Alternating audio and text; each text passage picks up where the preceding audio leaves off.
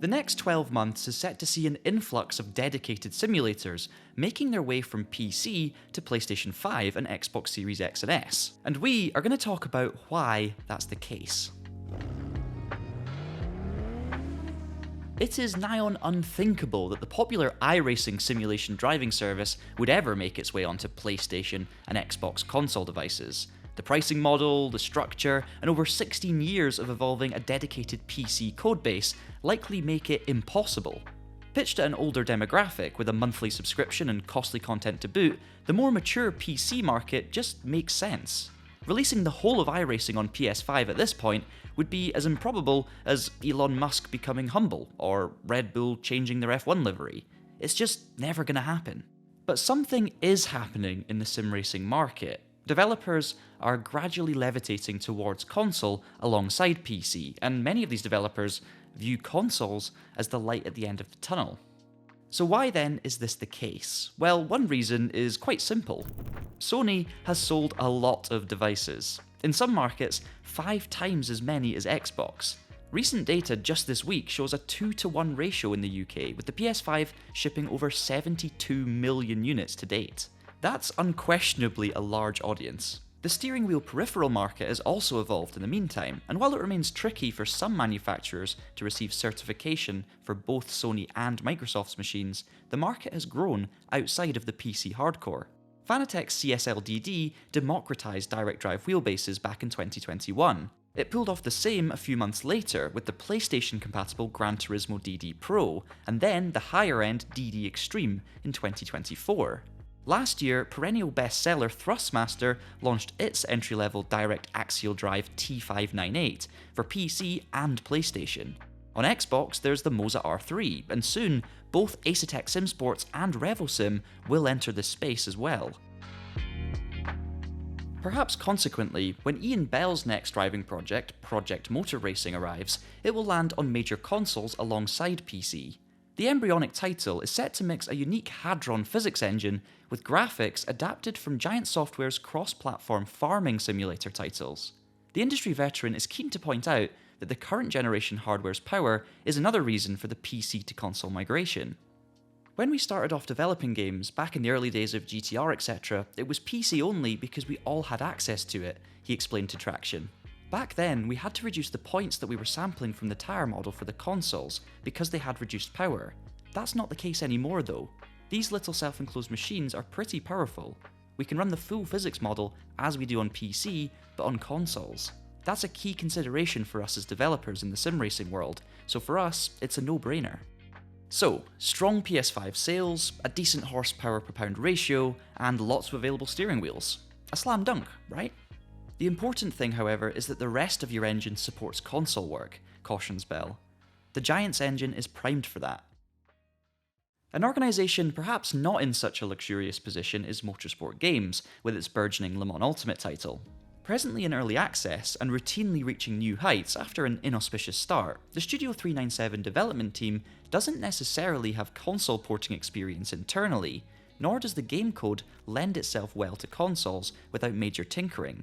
In its current incarnation, the basis hasn't been outside of PC, although titles such as NASCAR 21 Ignition and the Grand Tour game used elements of older versions on consoles.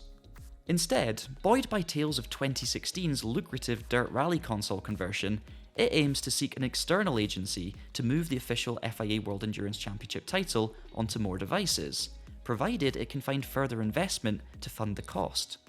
Management is also seeking funding that would allow it to deliver on viable opportunities, including bringing Le Mans Ultimate to Sony PlayStation and Microsoft Xbox gaming consoles, the outfit proclaimed in October last year. In the short term, reaching a version 1.0 state on PC is the main goal for Le Mans Ultimate, but publicly stating intent for a console conversion suggests that porting is high on the priority list as well. I hope you're all enjoying this video. Just a quick message though for those of you using Fanatec equipment. Maybe you're looking to upgrade, maybe you're looking for new peripherals. If you use the affiliate link down in the description below, it will take you to the Fanatec website. It won't make a difference to your experience, but what it will do is help support this TraxionGG YouTube channel and of course our website. And that will help us make more content like this in the future. Back to the video. A move to further platforms is something that yet another in-development simulation, Rennsport, announced just days ago. The graphics engine employed by the nascent game is the ubiquitous and console-friendly Unreal Engine 5. The signs were there when it announced a more approachable user interface demonstrated with a gamepad late last year. And to be fair, on numerous occasions when my Traxion colleagues and I have spoken with CEO Maurice Hebecker over the years, he's always been adamant that consoles were on the long-term agenda. It could hit this potentially lucrative market ahead of its chief rivals. PS5 and Xbox Series X and S versions are said to be in a working state, and will launch later in 2025, including cross-platform play with PC. It has always been in our vision to develop a console version for Rennsport, race anyone, anywhere, said Maurice Hebecker, CEO of Rennsport to Traxion. With the addition of crossplay and cross-progression, we want to allow players from different platforms to share their passion and excitement for the world of digital motorsports together. We firmly believe that console players are a valuable part of the sim racing community, just like PC players. And it really needs those extra players too. A cursory glance at Steam charts for the current early access version shows a graph flatter than an ironing board. And yes, the game was initially only available on Epic Store, but still. Beating Project Motor Racing and Le Mans Ultimate to the console punch could mean Rennsport starts to find an audience. An audience that is relatively starved of serious driving experiences. PS5 owners do at least have access to the sim-ish Gran Turismo 7, but for Xbox users, the driving experience in the current Forza Motorsport is, let's go with, varied? If there's one simulation that proves the theory that console players have an insatiable appetite for simulations, it is Assetto Corsa. It's been there, got the t-shirt, and reaped the rewards. The two-game franchise generated €13.1 million in revenue in the 6 months up to the end of December 2024 alone, before any Assetto Corsa Evo sales are counted in the next financial report. Is the console market important to Kuno Simulazione? Absolutely. If you consider that, for example, with Assetto Corsa 1, that was not designed at the beginning to be released also on console. It was designed to be a PC-only application.